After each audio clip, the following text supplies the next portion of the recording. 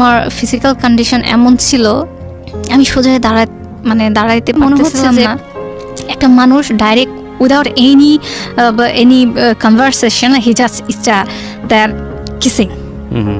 আমি কিসিং বুঝি না সে সময়, মানে লাইফে কখনো কিস বাচ্চাদের সঙ্গে হয়েছে, বাট একটা পুরুষের সাথে পুরুষের সাথে কিস কি জিনিস আমি বুঝি না। এটা ফেস আমি দেখতে পাচ্ছি না, কিন্তু একটা মানুষ মানে আমার উপরে ঝাঁপাই পড়ে কি যেন করতে চেষ্টা করতেছে সে।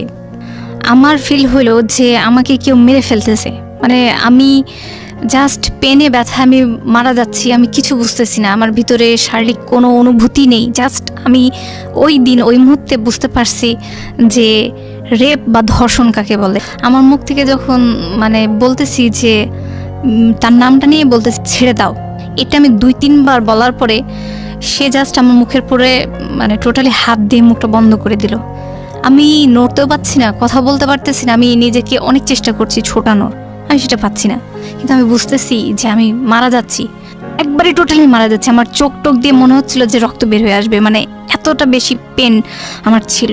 আমার মনের ভিতরে এটা কখনো আসে নাই যে ছেলে মানুষ, একটা মানুষের মনের মধ্যে এই ফিলিংসটা জাগে কেমনে যে প্রেম প্রেম প্রেম করতে হবে, না, কখনো ওইভাবে আসেই নাই। আমার বড় বোন, তার বিয়ে হইল মানে অ্যারেঞ্জ ম্যারেজ, ঘটকের মাধ্যমে।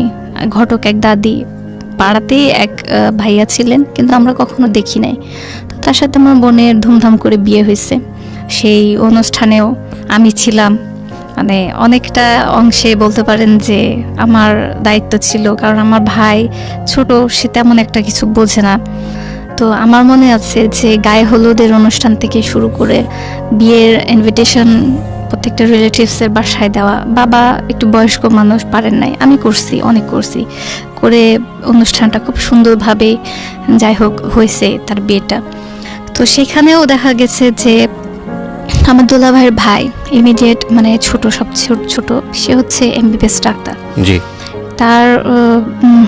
তার মেডিকেল ছিল মেবি রংপুরে। সে সেখান থেকে আসবে বলে মানে 3 মাস মানে বিয়েটা অনুষ্ঠানটা পেছানো হয়। তো দোলা ভাই মাঝে মধ্যেই আসতেন, যেহেতু বিয়ে কালমা হয়ে গেছে, 3 মাসের মিডিলে আসতেন, বেড়াইতেন।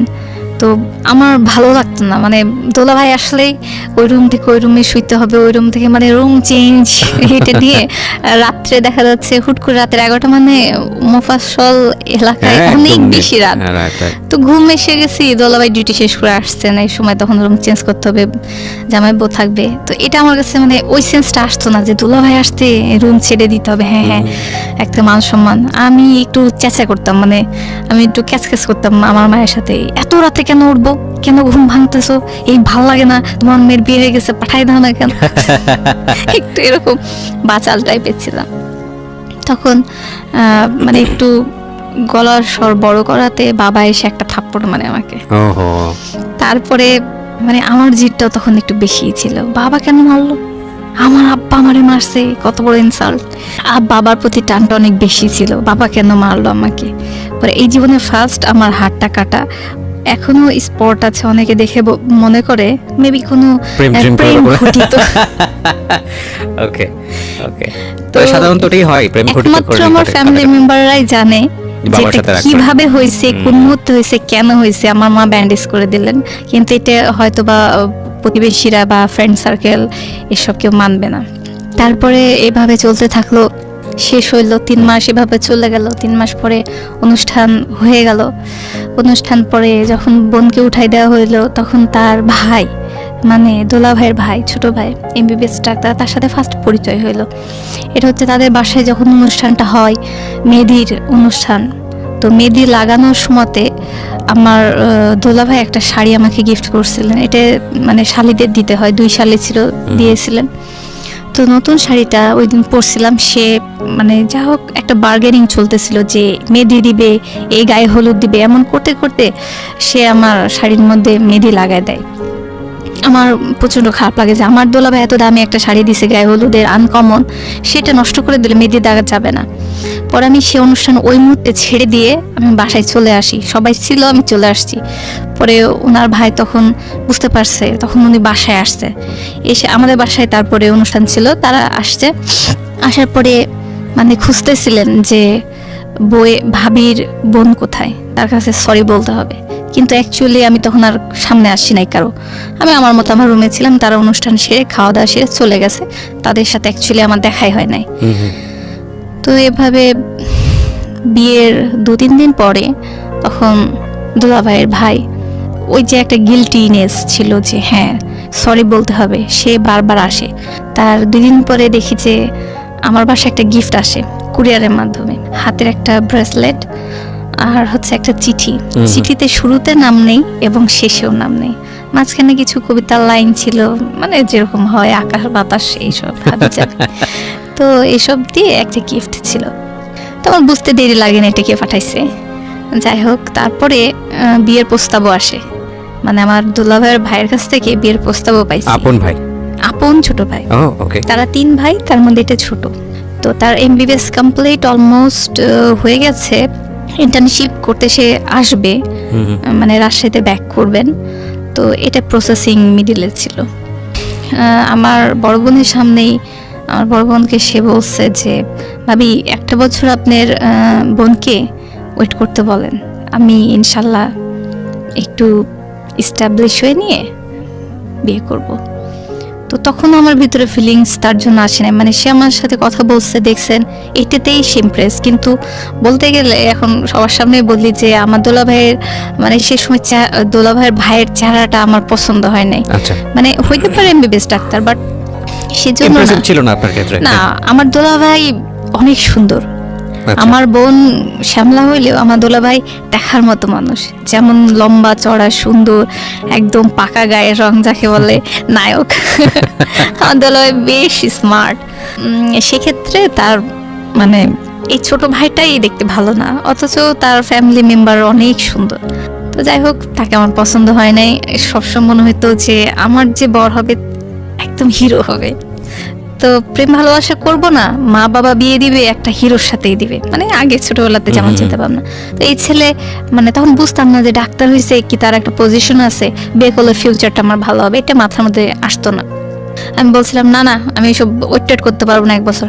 তো তুমি কিছু বোঝো? আমার তো বোঝা লাগবে না, আপনি জান তো জান। আমার বোন যখন দুলাভাইকে বলছে, তখন দুলাভাই বলছেন যে না, এক ফ্যামিলির মধ্যে এটা ঠিক হবে না, এটা খারাপ হবে। ঠিক আছে, তারাও আমার দুলাভাই নিশ্চিন্ত গেছে, না এমনি তো এরকমই, এ তো মুখের উপরে বলে দেয়, এর ভিতর কিছু নাই মানে নাই। ঠিক আছে, ওকে, গেল এই পার্ট শেষ। তার ভাইয়ের সাথে আমার আর কোনো যোগাযোগ নেই, কিচ্ছু নেই। এমনি তখন মোবাইল ফোন ছিল না, সেই সময় মোবাইল ফোন আসছে রাজশাহীতে অনেক পরে।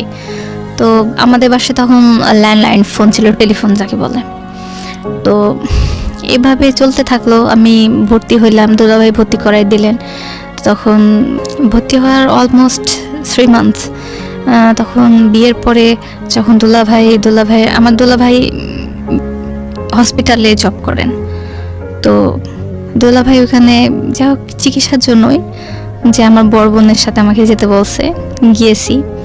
তো এখানে আরো সিনিয়র ডাক্তার ভাইয়ারা আছে, তারা দেখছেন, দেখে ওই যে মুখে মুখে বলে না, অমুকের শালির সাথে তমুকের বিয়ে দিলে ভালো লাগতো, অমুকের শালি এমন সুন্দর, এই ছেলেটাও তেমন সুন্দর হবে। জাস্ট মুখে মুখেই একটা ছেলের সাথে, সেই ছেলেটা ডাক্তার, বিডিএস ডাক্তার, সে রাজশাহী মেডিকেল থেকে পাশ করা। সে ছেলেটা দেখতে অনেক সুন্দর ছিল, লম্বা চড়া, স্মার্ট, আর চেহারাও নায়কদের মতনই ছিল। সেই ছেলেটার সাথে মানে মুখে মুখে আমার বিয়ে তারা তৈরি করে ফেলে যে হ্যাঁ, এর শালির সাথে ওই ছেলের বিয়েটা হইলে, মানে আপনার দুলাভাইয়ের সার্কেল। হ্যাঁ, আমার দুলাভাইয়ের সার্কেল, মানে এটা বড় সিনিয়র ডাক্তাররা। তো তারপরে হচ্ছে আমাকে একদিন ডাকলো, মানে আমার ট্রিটমেন্টের জন্য। তো আমি গিয়েছি, জাস্ট মাগরিবের সময় হয়ে গেছে, ওই হসপিটালে সবাই নামাজ পড়েন। তো আমার জাস্ট মুখটা খোলা ছিল। তো আমি দূরে বারান্দা ছিল, করিডোর ছিল, সেখান থেকে রুম থেকে ডাক্তাররা বের হয়ে জাস্ট মসজিদে যাচ্ছে। এই সময়তে সিনিয়র ভাইয়া ছিল, উনিও ছিলেন। আমি শুধু মুখটা এভাবে বের করছিলাম। তো উনি আমাকে এক পলক দেখছেন, আমি তো দূর থেকে তাকে ভালো মতো দেখি নাই, ওনার চোখের পাওয়ার ভালো ছিল। তো উনি আমার দেখছেন, দেখার পরে ওনার মেবি ভালো লাগছে।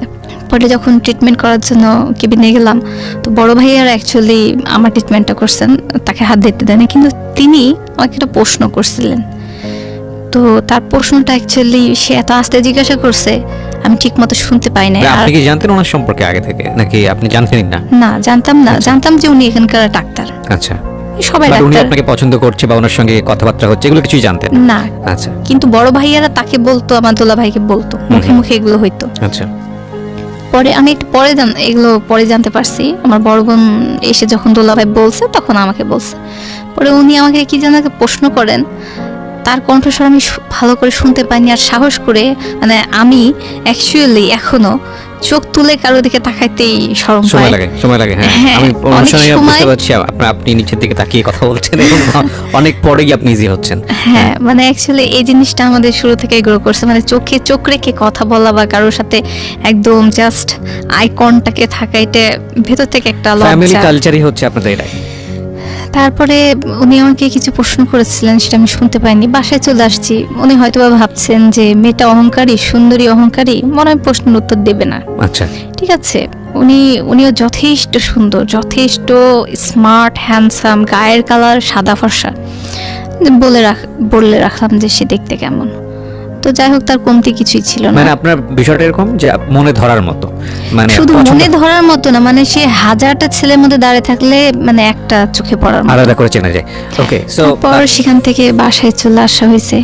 আমি বাসায় আসছি, পরে আমার বড় বোন বলছেন ডেকে আমার মাকে যে একটা ছেলে আছে, তোমার জামাইয়ের সাথে ওই ক্লিনিকেই আছে। তো ছেলেটা অনেক ভালো দেখতে, নামাজ কালাম পড়ে। প্রথমে আমাদের বংশে যে জিনিসটা মানে দেখা হয় সেটা ফার্স্ট না। হচ্ছে নামাজ কালাম পড়ে। হ্যাঁ, নামাজ কালাম পড়ে কিনা, ফ্যামিলি মানে পর্দাশীল কিনা, বা তারা কেমন ব্যাকগ্রাউন্ড, অনেক আধুনিক না একটু রিলিজিয়াস। তো এইভাবে তারা বললো যে হ্যাঁ মা, ছেলেটা ভালো, যদি ছেলেটা প্রস্তাব দেয় তাহলে দেখতে পারো। তো মা বললো যে দেখা যাক।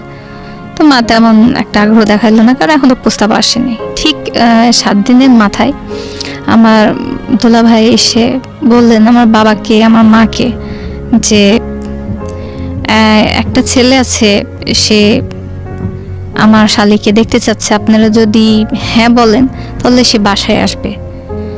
তো বলছে ছেলের বাসা কোথায়? তখন আমার দোলা ভাই বললেন যে ঢাকায়। ঢাকার ছেলে, ঢাকার স্থায়ী। তো নামটা এখানে বলি, এলাকার নাম বললে তো সমস্যা নেই। জি, শিওর। সে বিক্রমপুরের। আচ্ছা। তো বলছে বিক্রমপুর। তো আমার মারা তো ঢাকা বিক্রমপুর এত চিনবে না। তো বলছে ঠিক আছে, আচ্ছা আসুক, মেয়ে তো দেখতে আসতে যাচ্ছে, আসুক, পরে পরবর্তীটা পরে দেখা যাবে। তো তারপরে আবার আমাকে আরেকবার মিডিলে ট্রিটমেন্ট করানোর জন্য যাইতে লাগছে। আমি গিয়েছি তার চেম্বারে। তখন এটা আমার সেকেন্ড টাইম যাওয়া। ফার্স্ট টাইমে আমি তার ফেসও দেখি নাই, তার কণ্ঠ শুনি নাই, মানে কণ্ঠ শুনছি, তার বক্তব্য আমি বুঝি নাই। তো এবার গিয়ে চেম্বারে যখন গেলাম, তখন দেখলাম যে বড় ভাইয়া নেই ওই দিন ডিউটিতে, উনি ছিলেন। আচ্ছা। উনি আমাকে রিসিভ করছেন। তো উনি আমার ট্রিটমেন্ট করলেন। তখন উনি ওনার প্রেসক্রিপশনের নিচে তার পার্সোনাল মোবাইল নাম্বারটা লিখে দিয়েছেন। আচ্ছা, তো মোবাইল নাম্বার লিখে দিয়েছেন। তখন কিন্তু আমার মোবাইল নেই। আমাদের বাসায় আমার বাবার কাছে একটা মোবাইল সেট তখন ছিল, অনেক পুরাতন মডেল, জাস্ট মটোরোলা, আমার নামটা মনে হচ্ছে, সাদা কালার, একটা মোটা করে স্বাস্থ্যবান মোবাইল। কিন্তু মানে তখনও সেটা আমরা ইউজ করি না, সাহস নেই ইউজ করার। বাবার ওটা ঠিক আছে। পরে উনি একটা নাম্বার দিলেন, নাম্বারটা দিয়ে উনি নিচে লিখেও দিয়েছেন প্রেসক্রিপশন নিচে যে যদি সময় হয় কল করবেন। আমি ওটা তখন বুঝি নাই, বাসায় নিয়ে এসে যখন প্রেসক্রিপশন খুলে দেখছি কি কি দিয়েছে, তখন দেখতে পেলাম যে এখানে মোবাইল নাম্বার দেওয়া আছে আর একটু লিখে দেওয়া আছে। তো আমার একটু লজ্জা লজ্জা লাগলো যে ওনার মতো ডাক্তার আমাকে পাত্তা দিতে যাচ্ছেন কেন। মানে উনি ডাক্তার হয়েছেন, এতটা লাইফ কাটাইছেন, নিশ্চয়ই ওনার গার্লফ্রেন্ড আছে অথবা কোনো সহপাঠী, মেবি ডাক্তার মেয়ে। আমি তো ডাক্তার না, আমি নর্মাল লাইনে পড়াশোনা করা একটা মেয়ে। আমি এখন ফার্স্ট ইয়ার পড়তেছি কলেজে। তো উনি কীভাবে আমাকে, মানে এটা কি চলতেছে আমি বুঝলাম না। পরে তখন আমার বড় বোনের সাথে ব্যাপারটা শেয়ার করলাম। বলছে যে তাই, সে তো তোকে দেখতে আসতে চায়, তুই কথা বল। আমি কই আমি কথা বলবো, মোবাইল তো নেই আমার কাছে। কয় ঠিক আছে, ব্যবস্থা করে দিচ্ছি, তুই তার সাথে কথা বল। তখন কথা আমি শুরুতে বলি নাই, উনি আমার বাসার টেলিফোন নাম্বারটা যাই হোক দুলাভাইয়ের কাছ থেকে যেখান থেকে হোক অ্যারেঞ্জ করছেন। তো উনি কল করছিলেন, তো কল করার পরে জাস্ট নাম্বার একটা ডিজিট মেবি ভুল হয়ে গেছে, অন্য জায়গায় চলে গেছে। পরে উনি আবার সেকেন্ড টাইম নাম্বারটা নিয়ে তখন আমাদের ল্যান্ডলাইনে ফোন করছেন ক্লিনিক থেকেই। ক্লিনিকের নাম্বার দেখলেই আমরা মনে করি হয়তো দুলাভাই ফোন করছে আপুর কাছে। তো রিসিভ আমি করছি, তখন মানে উনি আমি রিসিভ করছি, উনি কথা বলতেছেন। তো ওনার কণ্ঠস্বর খুব চিকন, এত আস্তে কথা বলেন যে মানে ফোনের মধ্যে ভালো করে বোঝা যায় না তার কণ্ঠস্বর। তো উনি বললেন যে আপনি কি খেয়ালি বলতেছেন? আমি বললাম জি। আপনি কে? তখন বললো তার নাম বলছে, তার নাম মিঠু। বলছে আমি মিঠু বলছি, আপনি কি আমাকে চিনছেন? আমি তো চিনে ফেলছি। তখন আমি বললাম জি। কয় হ্যাঁ আপনাকে তো আমি নাম্বার দিয়েছিলাম, আমাদের একটা সেমিনার ছিল পাবনাতে সব ডাক্তারদের, ওইখানে কোম্পানি থেকে আমরা গিয়েছিলাম। আমি সারাটা দিন আমার মোবাইলটা চেক করছিলাম, মনে হয় একটা ফোন কোথাও থেকে আসবে। অনেক ফোন আসছে, আমি বারবার দৌড়ে ফোনটা বের করছি, রিসিভ করছি, বাট একটা কণ্ঠস্বর শুনতে পাই নাই। আমি আশা করছিলাম কেউ আমার ফোন দিবে। তো আমি এমন ভাব নিতেছি যে আমি বুঝিই নাই সে কাকে বললো, জাস্ট আননোন পারসন। অবশ্যই একটা পর্দা আছে আমাদের ভেতরে। তখন আমি বললাম যে জি, কার অপেক্ষা করছিলেন? কয় থাকবে বাদ দেন। তো আমি বললাম যে অ্যাকচুয়ালি আমি তো কখনোই তাকে ফোন দিব না, এটা তো আমার মেন্টালিটি আছে যে ফোন দেওয়া যাবে না, সব পরিচিত মানুষ, প্রেম ভালোবাসা করা যাবে না, আমি কেন তাকে ফোন দেবো? কিন্তু তার ব্যাপারে আমার ফ্যামিলি কিন্তু অলরেডি আগেই রেডি হয়ে আছে, যে তার সাথে আমার একটা হবে। তো তারপরে ওনার সাথে কথা হইলো অল্প কিছু সময়, নর্মাল কথা আপনি আপনি করেই ভাইয়া ভাইয়া করে কথা হইলো। পরে রেখে দেওয়া হয়েছে ফোন। পরে রাতের বেলাতেও দেখতেছি যে উনি ওনার হোস্টেল থেকে ফোনটা করছেন। তো তখন মানে হোস্টেলে যে জায়গায় টেলিফোনটা আছে, যেহেতু আমার মোবাইল নেই, উনি তো মোবাইল দিয়ে কথা বলতে পারছেন না যে রুমে গিয়ে। উনি ওইখানে যেই জায়গায় দাঁড়িয়ে থেকে কথা বলতেছেন, তো ওই জায়গায় অনেক গ্যাঞ্জাম হচ্ছে। তখন আমি কিছু শুনতে পাই না। আমি বলছি কে বলতেছেন? গ্যাঞ্জামে বুঝতে পারেন অনেক স্টুডেন্ট এসে দাঁড়ায় রয়েছে। তখন উনি বললেন ঠিক আছে আমি একটু পরে কল করতেছি। উনি ওই রাত্রেই দোকানে গেছেন, তখন উনি দোকানে টেলিফোন থেকে কথা টাকা দিয়ে বলা যায়। তো উনি আর এক দোকানে গিয়েছেন, দিয়ে টেলিফোনে থেকে ফোন করছেন। তো কথা বলতে বলতে অনেক রাত হয়ে গেছে, অলমোস্ট 11টা 11:30, অনেক বেশি সেই সময় রাত। তো উনি অনেক কথা বলছেন, নর্মাল ভালো কথা। তো একটু ভালো লাগছে যে না, লোকটা অনেক জেন্টাল, মানে প্রেম ভালোবাসা লাভ ইউ এইসব কিছু নেই তার ভেতরে, জাস্ট সে নর্মালি সুন্দরভাবে ভালো লাগা মন্দ লাগাগুলো কথা হচ্ছে তার মধ্যেই। বেশি দিন হয়নি, অলমোস্ট 5 দিনের মতো কথা হয়েছে তার সাথে টেলিফোনে। তারপরেই তিনি বাসাতে আসছেন মেয়ে দেখবেন বলে, বড় ভাইয়াদের সাথে নিয়ে আসছেন, আরও সব যারা ছিলেন ক্লিনিকের উনি আসছেন আমার দুলা ভাইয়ের সাথে কথা বলে ফিক্সড করে। তো মানে ওই দিন দেখা হবে, যেহেতু উনি আগে থেকে আমাকে পছন্দ করে রাখছেন। তো আমাদের এখানে নিয়ম আছে, পছন্দ হলে কালমাটা পড়ায় দেয়।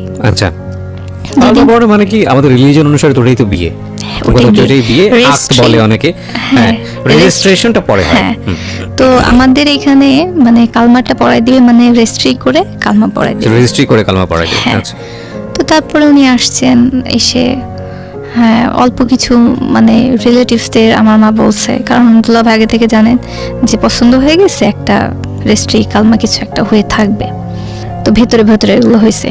তখন তো আমার মা 2জন ফুপি মেবি বাসায় ছিলেন, চাচিরা ছিলেন, দাদু বেঁচে নেই তখন, দাদি ছিলেন বেঁচে।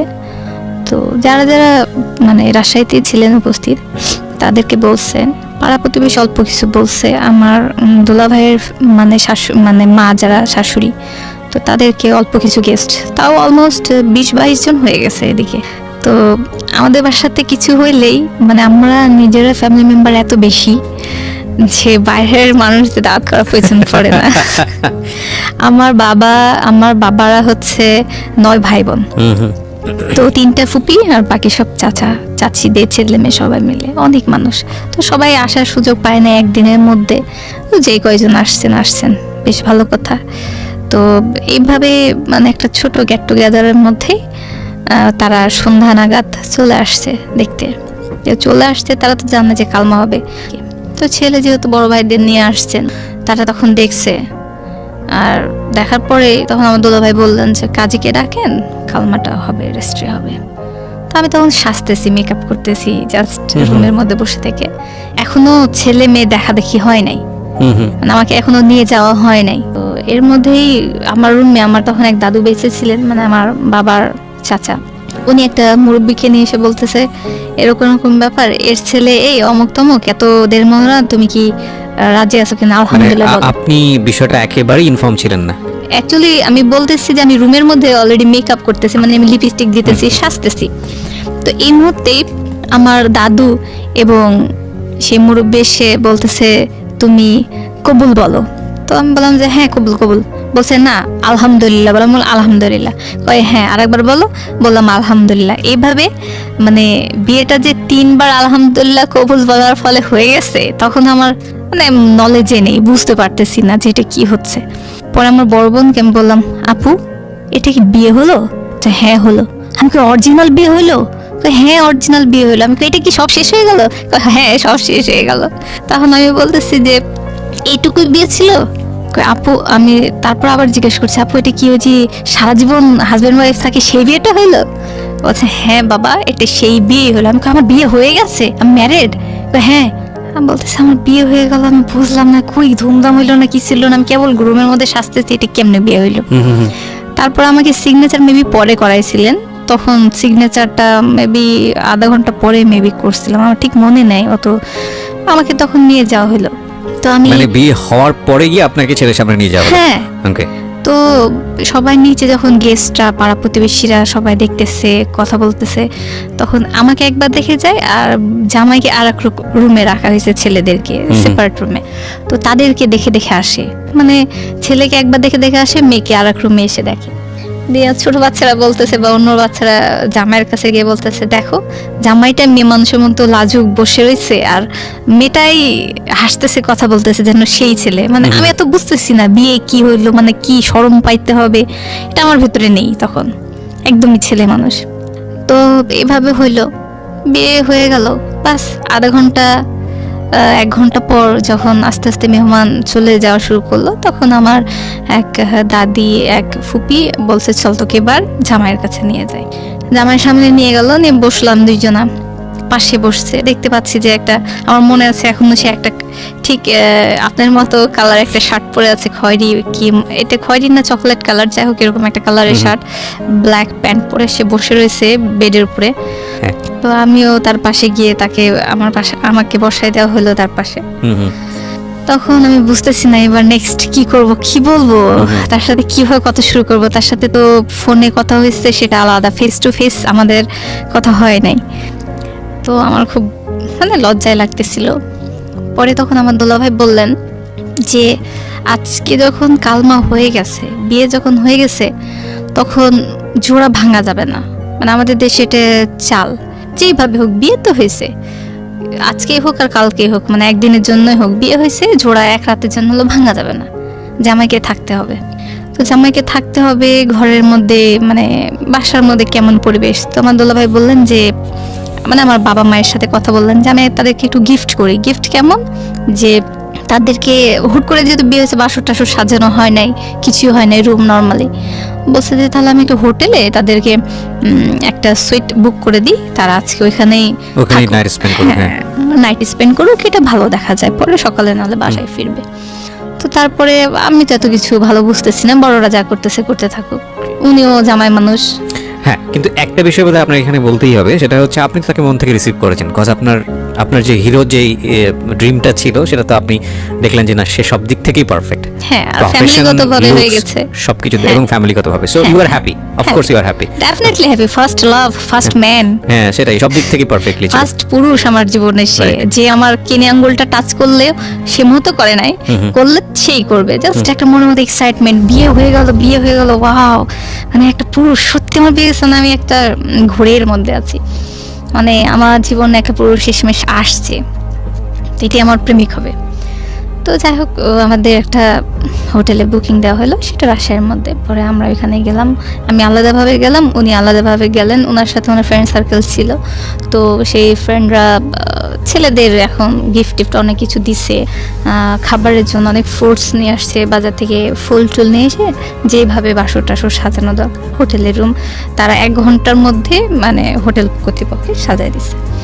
ঠিক আছে, আমরা পরে ওইখানে রাতে থাকলাম। তো আমার দোলাভাই বললেন যে ও ছোট মানুষ, ও যখন এখানে আছে, তো আমার বাবা বললো যে ওদের থুয়ে চলে আসবে, এটা তো ঠিক না। তখন বলতে ঠিক আছে বাবা, আমিও এখানে থাকতেছি। আমার দোলাভাই পাশে একটা রুম নিয়ে বোন আর দোলাভাই থাকলেন। তো আমরা এক রুমে, তারা এক রুমে। তো আমাদের রুমে যেহেতু অনেক বাসর টাসর সাজানো হয়েছে, তো উনি আমার বেডে বসে থেকে টেলিভিশন দেখতেছেন, হোটেল রুমে টেলিভিশন। উনি একটা সিনেমা দেখতেছেন। তো অলমোস্ট সিনেমা দেখতে দেখতে অনেক রাত হয়ে গেছে, প্রায় 1-1:30 বাজে, অনেক রাত হয়ে গেছে। আমাদের এখানে অনেক রাত। সেই বাসর রাত এত প্রতীক্ষার পর জীবনে আসলো। উনি পাশে বসে থেকে টেলিভিশন দেখতেছিলেন, আমিও চুপচাপ বসেছিলাম। মানে জীবনে প্রথম একটা পুরুষ মানুষ এক জায়গায়, এক ঘরে, এক জায়গায় বসে আছি, যেটা কখনো কল্পনা করি নাই যে কারোর সাথে এভাবে কথা হবে। কি একটা ঘরের মধ্যে এক জায়গায় থাকতে, এখানে মা বাবাই দিতেছে, ফ্যামিলির লোকজন দিতেছে, এটা আমার কাছে খুব এক্সাইটমেন্ট ছিল, না জানি কি হয়। আর মিডিল একটা কথা বলে রাখি, আমার বিয়ে হয় 2004-এ। তো এটা অক্টোবর ছিল, বেশ ঠান্ডা রাজশাহীতে পড়ে গেছে সেই সময়। তো এই সময়টার মধ্যে শীতের রাত আর হচ্ছে অক্টোবরের মাস, সব মিলিয়ে একটু পরিবেশটা অন্যরকম ছিল। রোমান্টিক এনভায়রনমেন্ট আপনি যেটা বলতে যাচ্ছেন, সব মিলিয়ে এনভায়রনমেন্টটা, মৌসুম যেটা হয় আর ভয়ে হয়তোবা একটু বেশি কাঁপুনি, ঠান্ডা লাগতেছিল। সেই সময়তে ফেসবুক আইডি কি জিনিস ছিল না, হয়তোবা ছিল, আমাদের কাছে ছিল না, আর পার্সোনাল মোবাইল ছিল না।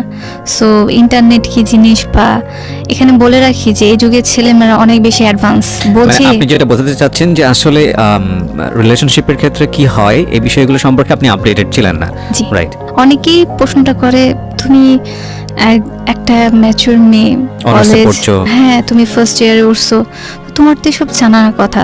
হ্যাঁ, আমি টেলিভিশনে দেখছি বিয়ে বর বউ কি করতেছে, কিসিং পর্যন্ত সিন হয়, তারপর লাইট অফ হয়ে যায়। তো আপনার ধারণা ছিল ওটুকুই হচ্ছে, এটুকুই হবে। তো আমার একটা আইডিয়া ছিল নায়ক নায়িকা গল্প করবে, বা রোমান্টিক এনভায়রনমেন্ট, গান বাজবে, বা ব্যাকগ্রাউন্ডে অনেক কিছু চলবে, দুজনের মধ্যে অনেক কিছু হবে, সেরকম কিছু হয়নি।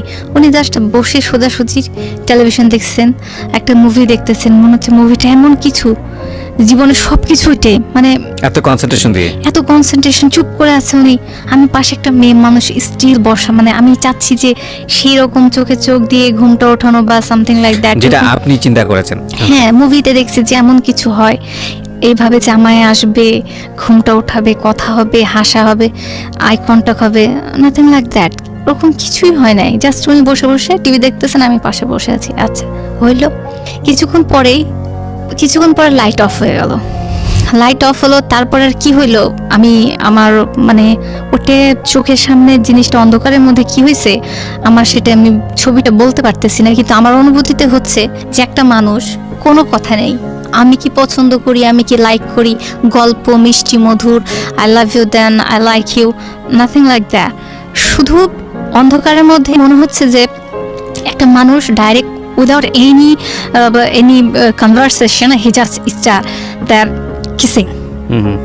আমি কিসিং বুঝি না সেই সময়, মানে লাইফে কখনো কিস বাচ্চাদের সঙ্গে হয়েছে, বাট একটা পুরুষের সাথে, পুরুষের সাথে কিস কি জিনিস আমি বুঝি না, এটা ফেস আমি দেখতে পাচ্ছি না, কিন্তু একটা মানুষ মানে আমার উপরে ঝাঁপাই পড়ে কি যেন করতে চেষ্টা করতেছে সে। আমার ফিল হলো যে আমাকে কেউ মেরে ফেলতেছে, মানে আমি জাস্ট পেনে ব্যথা, আমি মারা যাচ্ছি, আমি কিছু বুঝতেছি না, আমার ভিতরে শারীরিক কোনো অনুভূতি নেই। জাস্ট আমি ওই দিন ওই মুহূর্তে বুঝতে পারছি যে রেপ বা ধর্ষণ কাকে বলে। আমার মুখ থেকে যখন মানে বলতেছি যে তার নামটা নিয়ে বলতে ছেড়ে দাও, এটা আমি 2-3 বার বলার পরে সে জাস্ট আমার মুখের পরে মানে টোটালি হাত দিয়ে মুখটা বন্ধ করে দিল। আমি নড়তেও পারছি না, কথা বলতে পারতেছি না, আমি নিজেকে অনেক চেষ্টা করছি ছোটানোর, আমি সেটা পাচ্ছি না। কিন্তু আমি বুঝতেছি যে আমি মারা যাচ্ছি, একবারে টোটালি মারা যাচ্ছি। আমার চোখ টোক দিয়ে মনে হচ্ছিল যে রক্ত বের হয়ে আসবে, মানে এতটা বেশি পেন আমার ছিল। আমার মুখটাও চেপে ধরা হয়েছে। আমার স্পষ্টভাবে মনে আছে সেই সময় মনে হচ্ছিল যে আমার মা বাবা কি এটা মানে বিয়ে, আমাকে এই জন্য বিয়ে দিল, এটাই সেই ফার্স্ট নাইট, এটাই সেই বাসরাত, এটাই সেই গান বাজনা বাজায়, সেই পুরুষ মানুষ লাইফে আসা, এটাই প্রেম, এটাই ভালোবাসা, দরকার নেই। মানে আমার খুব খারাপ লাগতেছিল, আমি ভেতরে টোটালি কাঁদতেছিলাম যে এটা কি হচ্ছে আমার সাথে।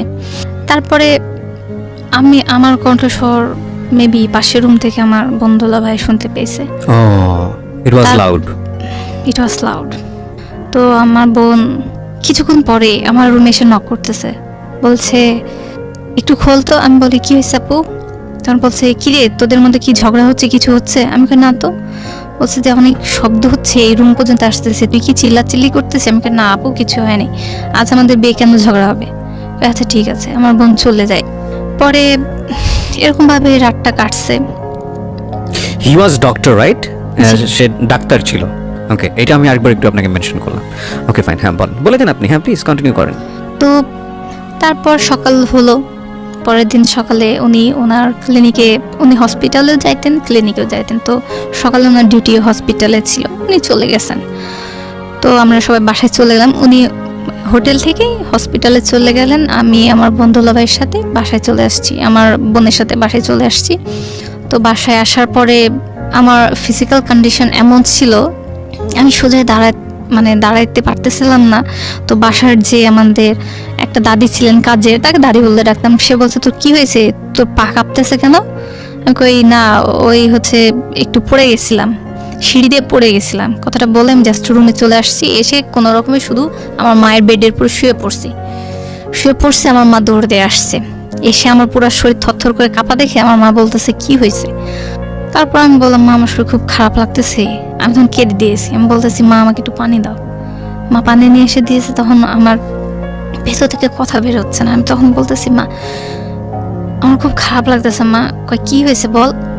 আমি বুঝি না যে কতটুকু ঢাকতে হবে, কতটুকু বলতে হবে। আমি আমার মাকে কিন্তু A to Z বলছি। ওকে, আমার যে মুখের উপর হাতটা চেপে ধরা হয়েছিল এটাও বলছি। মা একটু হয়ে গেছেন, shocked, like she was shocked. মানে তিনি এটা এক্সপেকটেশন করেননি যে আমি সবকিছু খুলে এভাবে বলে দিবার, উনি এটা শুনলেন, কারণ উনি অভিজ্ঞ একটা মানুষ। উনি আমাকে ফট করে উনি পেছনে একটু সরে গিয়ে দাঁড়িয়ে থেকে ওনার চোখগুলো একটু বড় বড় হয়ে গেল এবং ওনার মুখ দিয়ে বের হইলো, মনে হয় আমরা ছেলেটা ভালো ছেলে চয়েস করতে পারলাম না, মনে হয় ভুল হয়ে গেল। সেদিনটা এইভাবে কেটে গেল অসুস্থতার মধ্যে শুয়ে থেকে। তো ঠিক সেদিন রাত্রে আমি ওনাকে ফোন করছি, নিজে থেকেই টেলিফোনে ফোন করছি ওনার চেম্বারে। আমার সমানে ব্লিডিং হচ্ছিল শরীর থেকে। মানে আমি 5 feet 5 inches, সেই হিসাবে আমার ওয়েট ছিল 45 kg। তো আমার এত ব্লিডিং হচ্ছিল, আমি তাকে ফোন করলাম যে তুমি আমাকে ডাক্তারের কাছে কি নিবা না? উনি ডাইরেক্ট বললেন, আমার কথাটা স্পষ্টভাবে মনে আছে, একটা পড়া মুখস্থ করার মতো, আমার আজও মুখস্থ আছে কথাটা তার। সে বলছে আমি কিচ্ছু জানি না, কেন হয়েছে কি হয়েছে আমি কিচ্ছু জানি না, আমি এসবের রেসপন্সিবল না, আমি এসবের জন্য আমি মোটেও রেসপন্সিবল না, কি হয়েছে আমি জানি না, কেন ব্লিডিং হচ্ছে আমি জানি না। সে এই কথা বলে আমার তখন মনে হলো যে আমাকে কেউ 100 ভোল্ট আমাকে শক দিল। আমি পুরো হয়ে গেছে। আপনি একটু মাইক্রোফোনের কাছে আসেন প্লিজ। আমি ওনার সাথে মানে কি বলবো আমি অ্যাকচুয়ালি বুঝতে পারছিলাম না, আমি অ্যানসার কি দিব, রিপ্লাই কি হবে।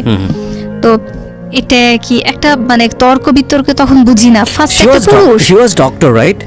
জি, very unfortunate. আর আমাদের এটা second day, right day of second of our marriage life. right. তো সেকেন্ড ডেতে তার সাথে আমি কিভাবে কনভারসেশন করব, আই ডিডন্ট নো দ্যাট। তো আমি শুধু তাকে বলছি যে ওকে ঠিক আছে, আমি ফোনটা রেখে দিয়েছি, উনিও ফোনটা রেখে দিয়েছেন। ওই দিনটা পার হয়ে গেছে। থার্ড ডে উনি আমাকে সকাল 11টার দিকে ফোন করছেন। ফোন করে উনি বলছেন যে ঠিক আছে আজকে তোমার অ্যাপয়েন্টমেন্ট নিয়ে রাখছি, বিকাল 5টার দিকে রেডি হয়ে ক্লিনিকে চলে আসবা। তো আমার হাজবেন্ড যে ক্লিনিকে জব করতেন সেটার 2টা শাখা ছিল। তো তো একটা শাখায় উনি বসতেন, আরো ডক্টররা বসতেন, আর একটা শাখায় গাইনিকোলজিস্টরা বসতেন, যেখানে আরো অনেক ডক্টররা বসতেন। তো সেখানে দ্বিতীয় শাখাতে নিয়ে যাওয়া হলো। উনি ওয়েট করতেছিলেন, আমি গেলাম। যাওয়ার পরে যে সিনারিটা দেখছি, উনি জাস্ট ওয়াইফকে রিসিভ না করে উনি দূর থেকে দেখতেছেন যে আমি রিক্সা দিয়ে নামছি। উনি ওইখান থেকে আমাকে ইশারা করে বুঝাইছেন যে ভেতরে আসো বলে উনি আগে আগে চলে গেছেন, আমি পেছন পেছন আসতেছি। আমি কিন্তু কিছু দূর গিয়ে মানুষের ভিড়ে তাকে দেখতে পাচ্ছি না। তো উনি দূরে থেকে আবারও আমাকে দেখে হাত ইশারা করলেন, মানে উনি জাস্ট ওয়াইফকে যে মানুষ নিয়ে যায় পাশে করে, এখন বুঝি যে ওয়াইফকে মানুষ সঙ্গে করে নিয়ে যায়। তো উনি জাস্ট হাত ইশারা করলেন, আমি চলে গেলাম, ঠিক আছে।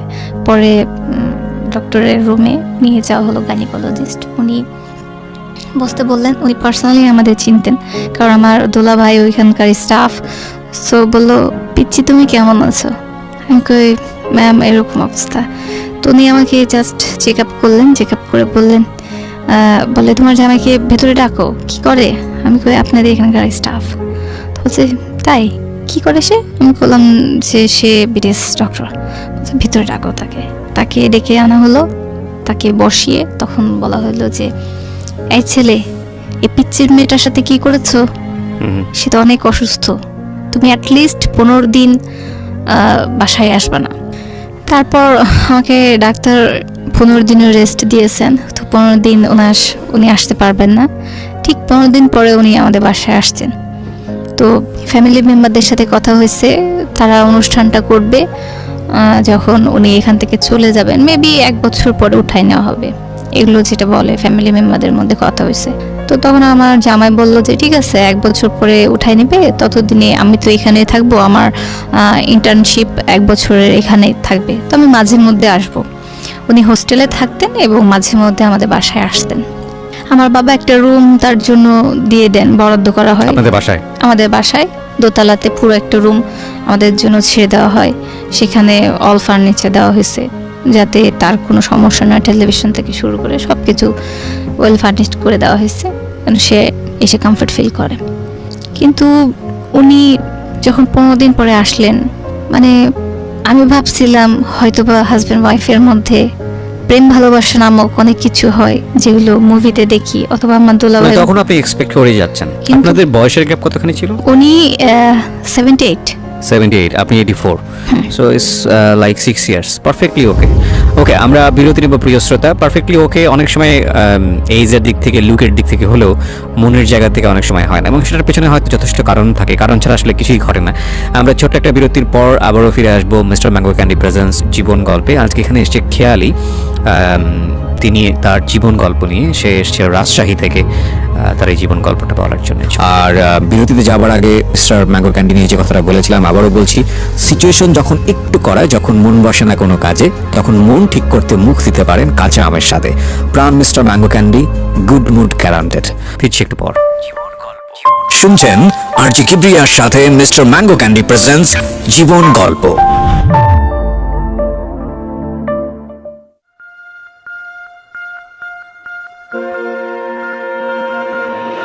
Love, hate, challenge, motivation, lies, truth, impossible, virtue, morality, something beyond entertainment. Welcome to my stage of reality. Stay tuned. Sunday and Wednesday with me RJ Kibriya, only on Dhaka FM 90.4.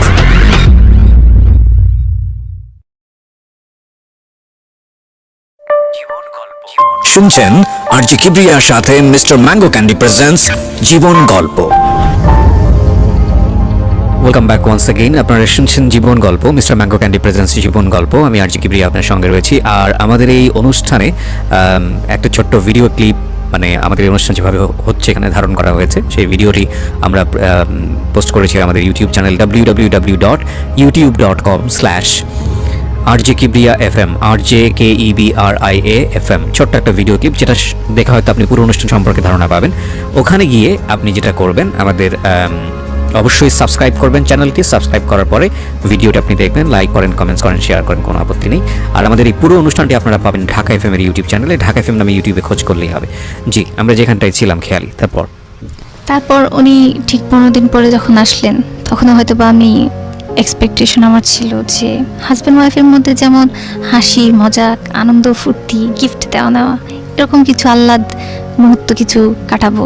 উনি তখনও এসে নীরব খামোশ। তো উনি আসলেন, normally থাকলাম, যেভাবে চলতেছে। প্রায় 1 মাস হয়ে গেছে আমাদের রিলেশনের, হাজব্যান্ড ওয়াইফের রিলেশন। উনি আসেন যান। আমার ভিতরে মেবি ধীরে ধীরে এক্সপেকটেশন অ্যান্ড ফ্রাস্ট্রেশন দুটোই গ্রো করতেছে। মানে আমি কিছু মিলাতে পাচ্ছি না, আর কিছু মিলিয়ে পাচ্ছি না। তো সব মিলিয়ে আমার ভিতরে অনেক বেশি হাহাকার শুরু হয়ে গেল। কেন, মানে অনেক প্রশ্নবোধক চিহ্ন। হোয়াই এটা কেন হচ্ছে? এখন আমার পুরো লাইফটা এখন ওকে ঘিরে। এখন এডুকেশন এক সাইডে চলতেছে, ফার্স্ট ইয়ার সেকেন্ড ইয়ার চলতেছে, বাট এই যে সময়টার মধ্যে সে আমার লাইফে আসছে, তার লাইফটাও আমি তার সঙ্গে কাটাচ্ছি। আপনি কি অনার্স করছিলেন তখন? কোন সাবজেক্টে? এটা হচ্ছে জুওলজি। কোথায় পড়ছিলেন? এটা রাজশাহী কলেজে। ওকে। এইভাবে আমার পড়াশোনা চলছে, তার সঙ্গে আমার রিলেশনশিপও চলছে। আমি কলেজও করতেছি, বাসাও মেনটেন করতেছি। তো তারপরে আমার বান্ধবীরা জিজ্ঞাসা করতো কেমন চলতেছে বলো। আমি কই হ্যাঁ উনি সুন্দর এই সেই। তখন তো এখন সেলফি হয়েছে, তখন সেলফি নামক কই দেখি তো তোমার জামাইয়ের ছবি। তো ওনার ছবি যখন একটা মানে ফটোগ্রাফি একটা ছবি ছিল, সেটা বের করে দেখাইছি। বলছে একদম শাহরুখ খানের মতো দেখতে, চুলের স্টাইল মানে সৌন্দর্য অনেক সুন্দর তোমার জামাই। একদম তো দেখে মনে হচ্ছে চাচা তো ভাই বোন, মানে আমার ফেস আর তার ফেস, অবশ্য তার ফেস অনেক সুন্দর, বাট একটা চোখ বড় বড় মানে কানেকশনটা থাকে। তো আমাদের দুইজনের চোখ, ওরটা মেবি আরো বেশি বড়, নাকটা অনেক বেশি সুন্দর, সে অনেক ফর্সা, যাই হোক সে অনেক সুন্দর। তো অনেকটা ফেসের মিল থাকতো। সে বলছে যে একদম তোমার কাজিনের মতো, এটা কি তোমার রিলেটিভ? আমি বলছি যে না, এটা রিলেটিভ না, সে ঢাকার মানুষ, আমি রাজশাহীর মেয়ে। তো যাই হোক, এভাবে চলতে 1 মাস বের হয়ে গেছে। আমার দোলা ভাই জানতে পারছেন আমার বোনের মাধ্যমে। আমার বোন আমাকে জিজ্ঞাসা করছিল যে কেমন কি, কিছু পার্সোনাল মুহূর্ত বোনদের সাথে, চাচি ফুপুদের সাথে শেয়ার করা যায়। তো আমার বোন জিজ্ঞাসা করছে কি ব্যাপার, কেমন কি। তো আমি অনেক কিছু বলছি। তখন আমার বোন এসে আমাকে বললো যে তোমাদের রিলেশনটা বিল্ড করতে হলে তোমাদের মধ্যে মোহাব্বত দরকার, তো দুজনের মধ্যে ইন্টিমেসি দরকার, দুজনকে সময় দাও। তো এইভাবে সময় দাও, ও তো সময় দাও বোঝে না। তো আমার দুলাভাই একদিন তাকে ডাকছে বাসায়, ডেকে বলছে তোমরা দুজনে রেডি হও। আমি আমার হাজব্যান্ডকে বলছি যে দুলাভাই বললো তোমাকে রেডি হতে, তুমি রেডি হও। বলছে কেন, কোথায় যাব, কি ব্যাপার? আমি বলতেছি দুলাভাই কোথাও নিয়ে যাবেন আমাদের, উনি কোথাও বেড়াতে। কোন জায়গায় নিয়ে যাচ্ছে, কেন নিয়ে যাচ্ছে? উনি অনেক মানে প্রশ্ন করতেছেন, তার প্রশ্ন শেষ নেই। আমি বলতেছি উনি রেডি হইতে বলছেন, আমি রেডি হচ্ছি, তুমিও রেডি হও, পরে গিয়ে দেখবো। উনি আমাকে বলেন নাই কোথায় নিয়ে যাবেন, তুমি রেডি হও।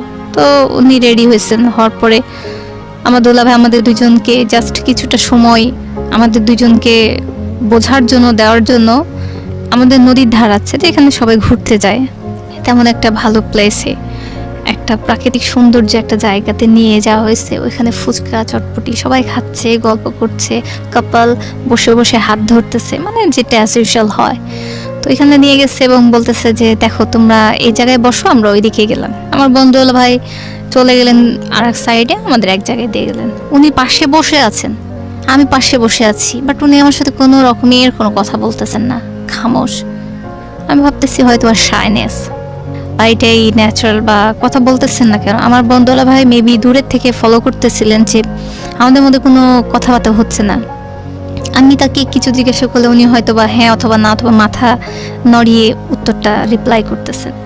তো এভাবে কিছু সময় অতিবাহিত হওয়ার পরে আমার পুরো টোটাল মুহূর্তটা আমার একদম খারাপ লাগতেছিল যে আমরা আসলাম দুইজনে হাজব্যান্ড ওয়াইফ, বাট আমরা প্রেমিকার মতো হাসি, একটু লাউডলি হাসা, জলিনেস বা আনন্দ করতেছে কথা।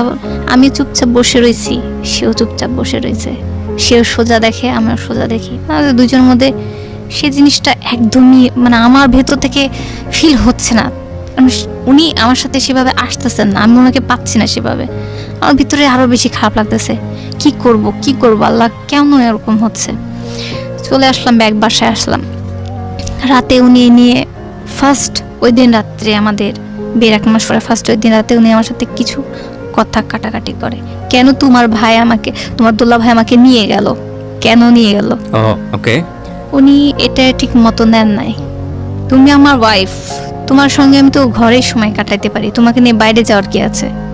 তোমাকে বোঝার জন্য আমাকে বাইরে নিয়ে কেন যাইতে হবে? ওনার এই কথাটার অ্যাকচুয়ালি অ্যান্সার আমার কাছে ছিল না। মানে আমি বলতে গেলে একটা ডাক্তার মানুষের সাথে কথা বলবো, আমি নর্মাল লাইনে পড়ি, আর আমাদের বংশের ফার্স্ট ডাক্তার জামাই যাকে বলা হয়, ঢাকার ছেলে জামাই, সে একটা ভালো ফ্যামিলি বিলং করে, তার ফ্যামিলিতে সবাই ডাক্তার, সবাই ইঞ্জিনিয়ার, সবাই হাই কোয়ালিফাইড। তো আমি তার সাথে তর্ক কখনোই করবো না, আমি একদম চুপচাপ ছিলাম। আমি ভাবছি ঠিকই তো, আমার জামাই তো ঠিকই বলছে, এটা বাইরে নেওয়ার কি আছে, ঘরেই তো আমরা দুইজন হাজব্যান্ড ওয়াইফ, তো থাকি না কেন? আসলে মনে আমার দুলাভাই এটা ভুল কাজ করছে। উনি আমাকে যেটা বুঝাইতেন ঠিক আমি সেভাবে ঘুরে যাইতাম, বুঝতাম। তো বুঝে জায়গাটা আমাকে সে ফিল আপ করে দিল। আমি বলছিলাম ঠিকই তো। মেবি সপ্তাহে উনি 2 দিন আসতেন আর বাকি দিন আসতেন না, অথবা 3 দিন আসতেন বাকি দিন আসতেন না। তখন বাকি দিনগুলো আমি কেমন যেন অবুঝের মতো হয়ে গেলাম। সেই তো আমার হাজব্যান্ড, সেই তো আমার প্রেমিক, সে আমার পুরুষ, সে আমার জীবনের ফার্স্ট পুরুষ, সে কেন আসছে না? সে হুট করে আসছে, হয়তো বা দেখা যাচ্ছে রাত 11টা বেজে গেছে, শুয়ে পড়েছি, আমি কাঁদতেছি, কাঁদতে কাঁদতে কাঁদতে কাঁদতে আমার বিছানাটা পুরো ভিজে গেছে, বালিশটা ভিজে গেছে, উনি আসছেন। আর আমি এখানে বলে রাখি, আমাদের বাসার যখন উনি আসতেন না, তখন আমি আমার মা বাবার সাথে নিচতলায় আমার রুমে আমি থাকতাম, আর উনি আসলে তখন দোতলায় উঠে যাইতাম। আমি কেমন যেন একটা ঘোরের মধ্যে দিন কাটাচ্ছিলাম। কেন আসো নাই এই কথাটা মানে ওভাবে বলার মতো, রুডলি বলার মতো সাহস ছিল না, ওভাবে পরিস্থিতি ছিল না। বলতাম যে কালকে আসলেও তো পারতাম, আমি তো রান্না করছিলাম। মানে এখন ওনার অবর্তমানে আমার যে ভিতরে রাগ, জিদ, প্রশ্ন, অস্থিরতা, হতাশা, পেরেশানি থাকতো, ওনাকে দেখলেই যেন কেমন যেন ঠান্ডা হয়ে যেতাম, একদম রিল্যাক্স। তার সামনে একদম গলার স্বর আস্তে করে আসলেই তো পারতাম। কেমন যেন একটা চাপা অভিমান, সে আমাকে বুঝুক যে আমি অভিমান করছি, আমি রাগ করছি, আমার খারাপ লাগছে, এটা কেমন যে আমি প্রকাশ করতে পারতাম না। আমার প্রকাশ ভঙ্গিমা ভালো ছিল না, হয়তো এটা শিখি নাই। না, এটাই পারফেক্ট ছিল ইনফ্যাক্ট। কারণ আমি বলবো যে প্রথম পর্যায়ে আসলে রাগটা খুব অ্যারোগেন্টলি না দেখানোটাই বেটার। হয়তো ধীরে ধীরে সেটা লাউড হবে, এটাই স্বাভাবিক। তবে এটা ঠিক যে ওই একটা কথা আছে আমাদের ওই ম্যানেজমেন্টে বলে, এটা গুড ম্যানেজাররা হচ্ছে অলওয়েজ ফায়ারটা না দেখে ফায়ারটাকে স্মেল করে, যে না আগুন লাগতে পারে এখানে, তখনই আগুন নেভানোর চেষ্টা করে। এরা হচ্ছে গুড ম্যানেজার, যেটাকে সহজ ভাষায় বলা হয়। তো আমি জানি না আপনার হাজবেন্ডের ক্ষেত্রে কি হয়েছে, কারণ সংসারও তো একটা ম্যানেজমেন্ট সামহাও। জি। তারপর মানে হুট করেই, যেহেতু শেষের দিক দিয়ে আমাদের বিয়ে হয়েছে, 1 বছর কেটে গেল, 1 বছর মানে কয়েক মাস আমাদের কাছে। তারপর থেকে আমি নেক্সট ইয়ার মানে 2005 থেকে শুরু করলাম গোনা, যে জানুয়ারি থেকে শুরু হয়েছে। তাদের মানে কলেজ থেকে, রাজশাহী মেডিকেল কলেজ থেকে প্রতি বছরে একটা পিকনিক হয় ডক্টরদের জন্য। তো এখানে তার অনেক ফ্রেন্ড সার্কেল, বান্ধবীরা, ছেলে মেয়ে সবাই যাবে। তো এখানে অ্যালাউড ছিল যারা ম্যারিড তারা তাদের ওয়াইফকে নিয়ে আসতে পারে, বা যাদের বাচ্চা কাচ্চা আছে তারা তাদের ছেলে মেয়েদের নিয়ে আসতে পারবে। উনি যখন এসে বললেন যে এখানে আমাদের পিকনিকের অনুষ্ঠানটা হবে, সবাই দূরে যাবে, সরকার থেকে একটা বাস দিয়েছে, সবাই যাবে, আমারও ভালো লাগছে যে তাহলে আমিও যাব, ডাক্তার ওয়াইফ হিসেবে দেখা হবে, সবার সাথে কথা হবে। তো উনি আমাকে বললেন না আমি যাব না। আমি বলছি কেন? আমি তো অলরেডি ড্রেস সিলেক্ট করছি যে যাব একটা, তুমি তো বলছো হবে। বলতেছেন যে হবে বলেছি, কিন্তু তোমাকে নিয়ে যাব এটা তো বললি নাই। আমি বলছি যে এটা কি হইলো, নিয়ে যাবে না? আমি বলছি যে নিয়ে যাবা না? বলছে যে তাহলে আমিও যাব না। ওকে কেন, চলো একসাথে যাই। আমি তো বলি নাই তুমি যেও না, একসাথে যাই, দেখা হবে। কই না, ডাক্তারদের মাঝে আমি বিয়ে করেছি, তুমি তো নন মেডিকেল, তো সবাই জিজ্ঞাসা করলে অনেক সময় থাক, ওরা হাসাহাসি করবে, কি দরকার। আমি কই তুমি তাহলে কি দেখে পছন্দ করে গেছো, তাহলে তোমার তো উচিত হয়নি বিয়ে করা। এটা নর্মালি বলতেছি। সে বলতেছে যে বিয়ে করছি, আমার ভাল লাগছে, তোমার চেহারা দেখে আমার ভাল লাগছে। আর আমার মনে হয়েছে, উনি তখন বলেই দিলেন যে আমার মনে হয়েছে আমি অনেক কিছু পাবো এই ফ্যামিলি থেকে, আমি হেল্প পাবো। তখন আমি তাকে জিজ্ঞাসা করে ফেললাম কেমন। তারপর উনি হেল্প চাইছিলেন। তো আমি তখন ওনাকে বললাম যে হোয়াট ইজ হেল্প, কেমন হেল্প? তো উনি বললেন যে দেখো, আমি তো আমার বাবা তার বাবা আরেক জায়গায় বিয়ে করছিলেন, তার বাবার অন্য জায়গায় সংসার ছিল। তো ওনারা অ্যাকচুয়ালি চাচাদের হেল্পে চাচাদের বাসাতে পড়াশোনা করে এত দূর আগাইছে। তারা সবাই ওয়েল এডুকেটেড, সবাই ইঞ্জিনিয়ার, সবাই ডক্টর। তো উনি বললেন যে অনেক হেল্প নিয়ে বড় হয়েছে। আমার মায়ের স্বপ্ন ছিল যে আমাকে একটা বড় ক্লিনিক করে দিবে আর আমি আমাদের বাসাটা অনেক বড় করব। তো ঢাকাতেই স্থায়ী তাদের জমি জমা আছে, সেখানে তাদের বাসা। তো উনি বললেন যে আমাকে হেল্প করতে হবে। তো আমার একটু ভয় লাগতেছে, হেল্প মানে এটা যৌতুক চাচ্ছে মেবি। তো আমি বলতেছি যে এটাকে তুমি যৌতুক চাচ্ছ? বলছে না না, এটা যৌতুক কেন হবে, হেল্প মানে তোমার হেল্প চাচ্ছি। আমাকে কেমন হেল্প? বলছে তুমি আমাকে সাপোর্ট করবা। আমি তোমার ওয়াইফ, অবশ্যই সব রকমের সাপোর্ট তুমি আমার কাছ থেকে পাবা। তখন বলছে যে আমাকে আর্থিক সাহায্য করতে হবে। উনি কথাটা এইভাবে ভদ্রভাবে বলছেন। উনি বলছেন আমাকে একটু আর্থিক সাহায্য করতে হবে। আমি কই ঠিক আছে, তুমি বাবার সাথে কথা বলো, আমার আব্বাকে বলিও। তুমি বলতে পারবা না? আমি কই যে আমি কি বলবো, এলোমেলো হয়ে যাবে, হয়তো আমি তাদের বুঝে বলতে পারবো না। তো তোমার কথাটা বড়দের সাথে তুমি সেভাবে, তুমি একজন শিক্ষিত মানুষ, সুন্দরভাবে উপস্থাপন করতে পারবা। তো এই কথাটা যখন বললাম তখন উনি বললো যে ঠিক আছে, সময় হোক, আমি চলে যাওয়ার আগে তোমার বাবা মায়ের সাথে বসবো। মানে ওনার ট্রেনিং শেষ হয়ে গেল, উনি যেদিন চলে যাবেন তখন বলবেন। তো 2005-এ ওনার অগস্টে ট্রেনিং শেষ, তো উনি চলে আসবেন ঢাকায়। তারপরে আমাদের উঠায় নেওয়া যা হবে। ইন দ্য মিন টাইম ওর ফ্যামিলি থেকে কেউ আসেনি আপনাদের এখানে আপনাকে দেখতে, না। বা কেউ করতে আসে নাই? না, Okay. তাদের যেহেতু বাবা ছিল না, তো পরবর্তীতে ধীরে ধীরে বুঝলাম যে এটা নর্মাল। Okay. তাদের ফ্যামিলিতে এটা নর্মাল, কারণ মায়ের তেমন একটা অবস্থান তাদের জীবনে এটাই আছে যে তার মা মানে ধর্মীয় অনুশাসন অনেক পালন করেন। একদম 24 ঘন্টায় নামাজে আমার শাশুড়ি বসে থাকেন, কোরআন, নামাজ, খতম এইসব নিয়েই উনি অনেক ব্যস্ত। দারুণ মজার ব্যাপার যে আমার শ্বশুর যে সময় বিয়ে করেন, উনি ইঞ্জিনিয়ার ছিলেন খুলনাতে। তো যখন ওনারা সরকারি কোয়ার্টারে থাকতেন, তখনই আমার ননাস প্রেম করে আমার এই নন্দায়ের সাথে বিয়েটা হয়েছে ভেগে। যে সময় আমার শ্বশুর বিয়ে করেছেন, সেই সময় আমার ননাসও বিয়ে করেছেন। তো এত কিছুর পর এখন হুজুর যা হোক হয়ে গেছেন হুজুর। ওকে ঠিক আছে, নো প্রবলেম, মানুষ চেঞ্জ হয়।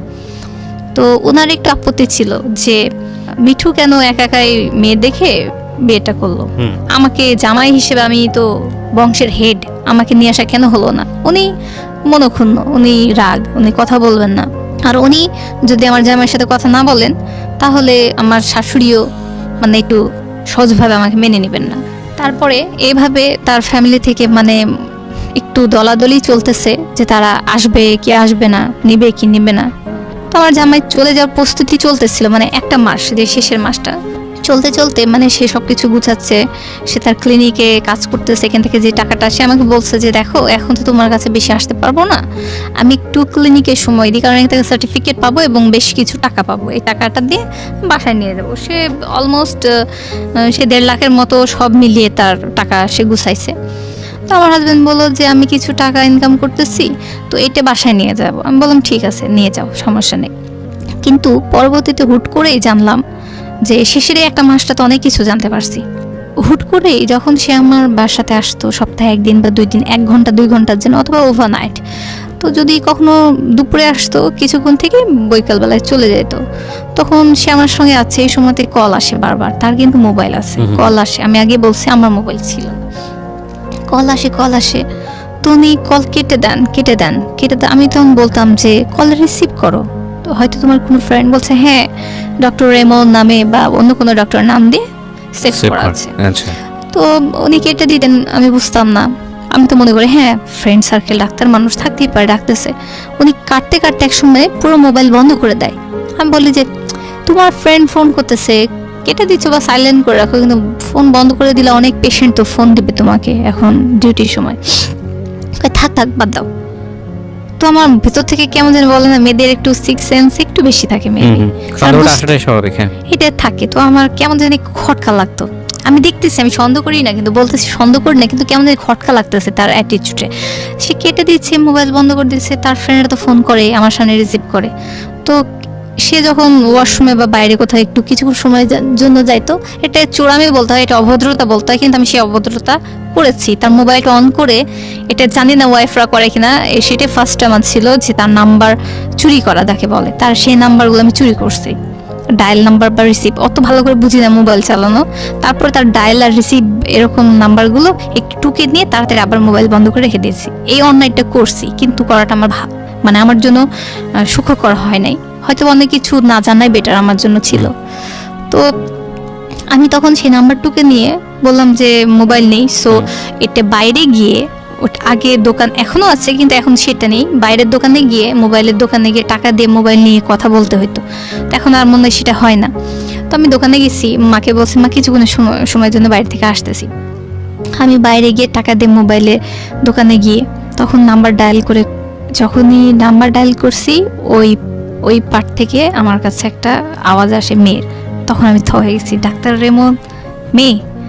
তারপর আমি বলছি হ্যালো আপু আসসালামু আলাইকুম। তখন বলছে ওয়ালাইকুম আসসালাম। জি আপু আপনি, আমি একটা মানে অন্য একটা নাম বলছে, আপু আপনি এই না? বলছে না আমি রেনু। আপু আপনি জায়গাটা কোথায় ছিল আপু? আপনি না বলছিলেন আমাকে ফোনে, আমি ভুলে গেছি। আমি জাস্ট বানিয়ে আন্দাজেই কথা বলতেছি তার সাথে, মেয়ে মানুষ কথা বলাই যায়। আপু আপনার এখানে আসতে চাইছিলাম, আপনি ঠিকানাটা যে কি বলছিলেন আমি ভুলে গেছি, আপু আরেকবার বলবেন?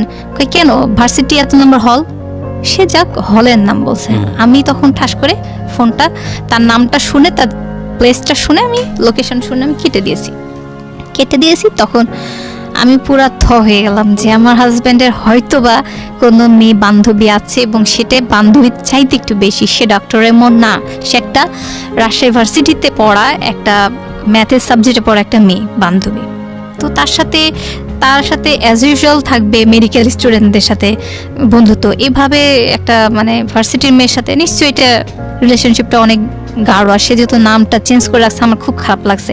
আমি ওনার ক্লিনিকের সাথে চলে গেলাম, বাসায় ফেরত না এসে আমি সেই বাইরে থেকে দোকান থেকে আমি তার ক্লিনিকে চলে গেছি। গিয়ে হুট করে আমাকে দেখে সে শকটে যায়, তুমি এখানে আমাকে ফোন দিয়ে আসলো না, কেন আসছো, কি ব্যাপার? আমি কই তোমার সাথে একটু কথা আছে। বসো, বসায় রাখছে আমাকে। তারপরে তার অনেক পেশেন্ট ছিল, সে একটার পর একটা রোগী দেখতেছে, আমি বসে রয়েছি। বসে থাকতে থাকতে অলমোস্ট 2 ঘন্টার মতো হয়ে গেছে, অনেক রাত হয়ে যাচ্ছে। তো রাত হয়ে যাচ্ছে, আমি সন্ধ্যা 7টাতে গেছি, 2 ঘন্টা হয়ে গেছে। আমি বলছি যে এখন পর্যন্ত সে আসে না, সময় দেন। আমি তো তাকে বাসায় নিয়ে গিয়ে তার সাথে আমি কথা বলতে পারবো না, কারণ হয়তো বা এই সাবজেক্টে কথা বলতে লাগলে আমার মা বাবা কিছু জানতে পারবেন, এটা ঠিক হবে না, শুভকর হবে না। তো আমি তার জন্য ওয়েট করতেছি যে সে আসবে, আমার সাথে কথা বলবে, হয়তো সে কিছু বুঝতে পারছে।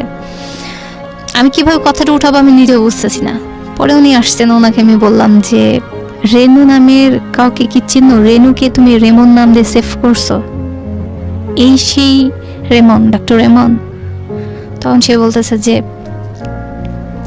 এই কথা এখানে বলার জন্য তুমি আসছো, এটা তো তুমি বাসায় আমাকে জিজ্ঞেস করতে পারতা। আমি বলতেছি যে আমি তো শিওর ছিলাম না যে তুমি বাসায় যাবা কিনা। আমার খারাপ লাগতেছে, আমি টোটালি কাঁদতেছি, অথচ সে আমার কেমন ভাষায়, মানে কড়া ভাষায় সে আমাকে কথাটা বলতেছে, করা শুরু করেছে। হ্যাঁ, যেন আমি একটা অপরাধ করছি, আমি একটা মেয়ে মানুষ হয়ে কেন ঘরের বউ হয়ে ক্লিনিকে আসলাম, আমি অন্যায় করলাম। মানে তখন আমারও মনে হচ্ছে যে ঠিকই তো, আমার মনে বাসায় থাকা উচিত ছিল। তো আমার ভিতরে এত অস্থিরতা শুরু হয়ে গেছে যে প্রেমিকা, মানে এটা আমার কাছে শক। প্রেমিকা আছে, আবার মিথ্যা কথা বলতেছে। বাসায় চলে গেলাম, আমি বললাম যে তুমি তাহলে চলে আসো, বাসায় আমরা কথা বলবো। আমি বাসায় গিয়ে ওয়েট করতেছি, উনি রাতে আসছেন, খাওয়া দাওয়া হয়েছে, সব কিছু হয়েছে। পরে আমি কান্নাকাটি করতেছি, মানে ওনাকে বলতে পারছি না, কান্নাকাটি করতেছে যে তুমি আমাকে এইভাবে ধোঁকা কেন দিতেছো, কে মেয়েটা তুমি আমাকে বলো। তখন সে বলতেছে এত কান্নার কি আছে, সে আমার এক্স লাভা। আমি তো আমি কই যে তাহলে আগে কেন আমাকে বলো নাই? তখন বলতেছে শুনবা, এসব কথা শুনতে হয়, বলো সমস্যা নেই, সব বলো আমি শুনবো। তখন সে ওই রাতে সারাটা রাত আমার মনে আছে যে ভোর একদম 6টা বেজে গেল, সূর্য উঠে গেল, সবকিছু হয়ে গেল, কিন্তু তার কথা শেষ হলো না। আমি সারাটা রাত জেগে তার কথা শুনতেছি, সবকিছু বললো। একটা ওয়াইফ হিসেবে মানে মানুষ অনেক রিয়াক্ট করে যে হ্যাঁ কেন আগে হয়নি। আমার মাথার মধ্যে কখনো আসে নাই যে তার প্রেমিকা থাকতে পারে, কি তার একটা লাভার থাকতে পারে, বা এত কিছু হইতে পারে। সে আমাকে সারা রাত বললো তার কয়টা প্রেমিকা ছিল, কিভাবে তার আসছে।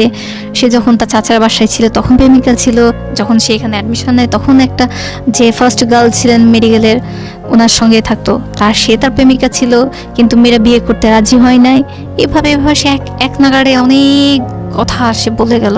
আর একটা মেয়ে ছিল, নাম ছিল অ্যানি, ডাক্তার মেয়ে। সে তার জন্য পাগল ছিল, সে তাকে ভালোবাসতো না, সে আর এক মেয়েকে ভালোবাসতো, তাকে পাত্তা দিত না। এই মেয়ের সাথে তার অনেক ইন্টিমেসি এত বেশি ছিল যে অলমোস্ট হাজব্যান্ড ওয়াইফ পর্যন্ত চলে গেছিল। তো ওই মেয়েটা আবার রাজশাহীর স্থানীয় ছিল, তার বাড়ি আবার ছিল আমাদের বাসা থেকে অল্প কিছু দূরে। তো এই সব অনেক কিছু মিলে সে যখন বলতে থাকলো, তারপরে আমাকে বিয়ে করার আসল ঘটনা তার মুখ দিয়ে বের হয়ে আসলো। সে বলল যে আমি এই মেয়েটাকে, মানে তার ফার্স্ট যে ক্যাপ্টেন ছিল, মেয়েটাকে প্রেমের অফার দিয়েছিল, সে নাকচ করে দিয়েছে। পরে যে মেয়েটা আর একটা ডাক্তার মেয়ে ভালোবাসছে, সে আমার হাজব্যান্ড আবার নাকচ করে দিয়েছে, কারণ সে সুন্দরী ছিল না। কিন্তু তার সাথে অলমোস্ট হাজব্যান্ড ওয়াইফের মতো রিলেশন এমনি হয়ে গেছিল। মেয়েটা একটু বেশি ছিল যে বিয়ে করবেই, আমিও ডাক্তার তুমিও ডাক্তার, কিন্তু আমার হাজব্যান্ড সুন্দরী খুঁজতেছিল। মানে এরকম মেয়ে যতই বান্ধবী হোক, এগুলো সব হয়েছে অ্যাজ ইউজুয়াল, বাট আমরা বিয়ে করব না। তারপরে যখন তার থার্ড মানে লাভ বলতে পারেন তার লাইফে, তো ভার্সিটির এই মেয়েটা রেনু নামের মেয়েটার সাথে তার অনেক দূর। মেয়েটার হাজব্যান্ড ছিল আমেরিকায়, মেয়েটা এখানে থাকতো, সে ঝিনাইদহের মেয়ে। তো রাজশাহী তো কেউ চেনে না, দুজন মিলে এমনভাবে ঘুরতো যেন হাজব্যান্ড ম্যারিড ছিল। হ্যাঁ, মেয়েটা ম্যারিড ছিল। আচ্ছা, আমার একটা কোশ্চেন আছে, সেটা হচ্ছে মেয়েটার সঙ্গে সম্পর্ক কি আপনার বিয়ের আগে না বিয়ের পরে? বিয়ের আগে। বিয়ের আগে থেকে সম্পর্ক? হ্যাঁ, আমি এই শেষের মাসে এগুলো জানতে পারছি, একটা মাসে। তো তারপরে বিয়ের আগে থেকে তার সাথে সম্পর্ক। এই মেয়েটার সাথে তার এতটা সম্পর্ক ছিল যে আমার হাজবেন্ড তার জন্য এতটা পাগল হয়ে গেছিল, বলছিল যে তুমি তোমার হাজবেন্ড আমেরিকা আছে, তাকে তুমি ডাইভোর্স দিয়ে তুমি আমার সাথে বিয়ে করো। সে আনম্যারিড ছিল ওই মুহূর্তে, ওই এত বছর আগে তার এত মেন্টালিটি এমন ছিল যে সে একটা ডাইভোর্স মেয়েকেও বিয়ে করতে রাজি। মানে তার প্রেমে এতটাই পাগল ছিল। আমি পরবর্তীতে যখন শুনলাম, তখন আমার মনে হচ্ছিল পায়ের নিচে কিছু নেই, কারণ আমি এটা নিতে পারছিলাম না সেই মুহূর্তে যে তার কথাটা শুনে এত বেশি রিঅ্যাক্ট করতে পারি না। যদিও বা অনেক কাঁদছি, কিন্তু কোনো রিয়াকশন দিতে পারি নাই, কি বাজে কথা বলতে বা গালি মন্দ দিতে। শুনে গেছি, বাস শোনা শেষ। একদিন এইসব ঘটনার পরে একদিন আমি যখন উনি চলে যাবেন, তো ওনার জন্য স্যুট কমপ্লিট বানানোর জন্য আমার বাবা যখন সব কিছু টাকা পয়সা দেয় ওনার চয়েসে সব কিছু কেনার জন্য, তারপরে উনি বলছে না দিতে হবে না। আমরা বলছি যে চলে যাওয়ার সময় তো এটা দিতে হয়। উনি নেবেন না। একটা গোল্ড বিয়ের সময় তো একটা গোল্ড রিং দেওয়া হয়, চেন দেওয়া হয়, সেগুলো আমাকে ফেরত দিয়ে দিয়েছে। এবং তাকে একটা গোল্ড ওয়াচ দেওয়া হয়, যেটা আমার চাচা বাইরে থেকে আনছিলেন, তো সেটাও সে নাই, পরবে না, মানে গোল্ডেন ওয়াচ সে পরবে না হাতে। তো তাকে নিয়ে যখন টেলার্সে যাওয়া হয়, নিয়ে যাই আমি, তো তার ফ্রেন্ডের বাবা আমাকে দেখে বলছে, ও এটা সেই মেয়ে না, আমাদের বাসায় নিয়ে এসো একে। মানে তার এর সাথে তখন আমার জামাই বলছে এটা আমার ওয়াইফ। তো বলছে, ও সেই মেয়ের সাথে তোমার বিয়ে হয়েছে, বাহ ভালো তো, সুন্দর তো, তোমাদের দুইজনকে মানাইছে। তো উনি এই কথা বলে চলে গেছেন।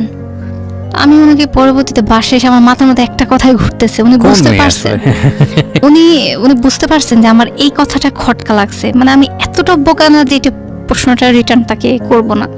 উনি একটু উসকুস করলেন বাইরে, পরে বাসায় এসে আমি তার কাছ থেকে জিজ্ঞাসা করলাম, উনি আমাকে তো আগে কখনো দেখেন নাই, বিয়ের আগে আমি তোমার সাথে কখনো ঘুরি নাই, কোন মেয়েকে বললো বুঝলাম না, তোমার কি কোনো ফ্রেন্ড, কোনো মানে তোমার মেডিকেল স্টুডেন্ট এরকম কেউ হবে? বলছে যে না, এটা রেনু। আমি তখন আরেকটু পড়ে গেলাম, মাথার উপর বাজ, এটা কি বললো? মানে তার সঙ্গে সে এই জায়গাতেও আসছে এবং তার ফ্রেন্ডের বাবাও দেখছে।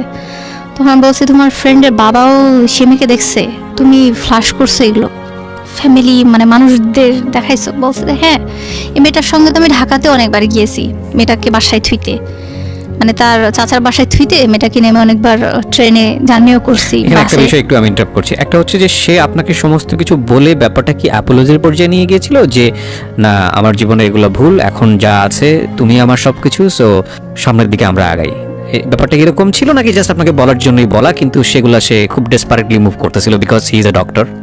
সে এগুলো আমাকে বলে যে অনুতপ্ত সেই জন্য বলা না, জাস্ট সে গর্ববোধ করতে এগুলো বলে। সোনি গর্বভাবেই নর্মালি বলে যাচ্ছেন, আমি নর্মালি বোকার মতো বসে বসে শুনতেছি। তো আমি শুনে যাইতাম কথাগুলো।